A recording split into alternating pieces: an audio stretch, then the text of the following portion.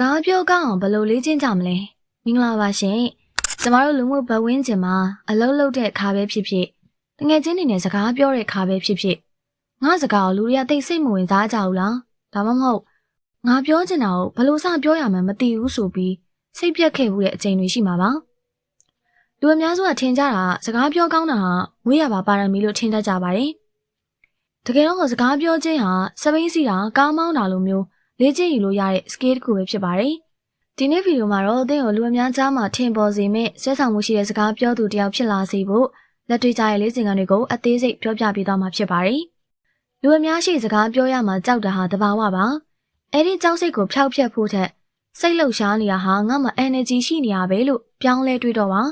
စကားပြောတဲ့အခါစကားလုံးမှားတာစကားထစ်တာဖြစ်နိုင်ပါတယ်အဲ့ဒါကိုအာရုံမစိုက်ပါနဲ့တင်းရဲ့ message ရောက်ဖို့ကပိုအရေးကြီးပါတယ်တင်ဘာပြောမလဲဆိုတာကြိုတင်ပြင်ဆင်ထားရင်ယုံကြည်မှုကအလိုလိုတက်လာပါလိမ့်မယ်စကားပြောရဲဆိုတာပါဇက်ကထွက်တဲ့အတန်နဲ့မကပါဘူးသူ့တေသနာတွေအရာလူတွေဟာစကားလုံးတွေထက်တင်းရဲ့ကိုယ်ခန္ဓာလှုပ်ရှားမှုကိုပိုပြီးသတိထားမိကြပါတယ်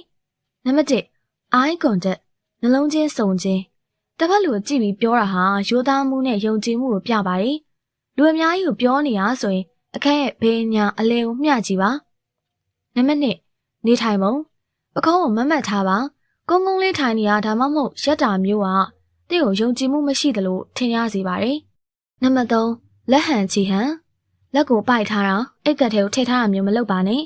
စကားလုံးတွေနဲ့အညီလက်ကိုအသုံးပြုတာစကားကိုပိုပြီးတက်ဝင်စေပါတယ်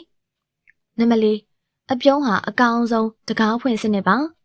နှွေးထွေးတဲ့အပြုံးဟာတစ်ဖက်လူကိုတင်စကားနားထောင်မှုအစင်းသင်းဖြစ်စေပါတယ်အကြောင်းအရာအတူတူပဲကိုတချို့လူပြောရင်နားထောင်လို့ကောင်းနေတာဘာကြောင့်လဲအဲ့ဒါအတန်နဲ့အတန်ထားကြောင့်ပါစိတ်လှုပ်ရှားရင်စကားပြောမြန်တတ်ပါတယ်စကားကိုအေးအေးဆေးဆေးနဲ့တလုံးချင်းရှင်းအောင်ပြောပါ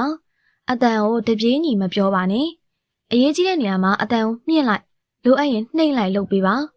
အရေးကြီးတဲ့စကားလုံးပြောပြီးတိုင်း1စက္ကန့်2စက္ကန့်လောက်နားပေးပါဒါကတစ်ဖက်လူကိုတင်ပြောတာကိုပြန်တွေးဖို့အချိန်ပေးတာပါတရားချင်းနဲ့တက်လာမှာမဟုတ်ပေမဲ့နေတိုင်းအနှင်းငယ်စီလေ့ကျင့်သွားရင်တော့ဒီနေ့မှာသင်ဟာလူအများအားကြရတဲ့စကားပြောကောင်းသူတစ်ယောက်ဖြစ်လာမှာပါ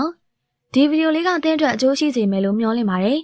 ဘယ်အချက်ကအသင်အတွက်အခက်ခဲဆုံးလဲဆိုတာကို comment မှာရေးပေးခဲ့ပါဦးနောက်တဲ့ဗဟုသုတတွေသိရဖို့အတွက် subscribe လုပ်ထားဖို့လည်းမမေ့ပါနဲ့ဦးနော်အားလုံးကိုကျေးဇူးတင်ပါတယ်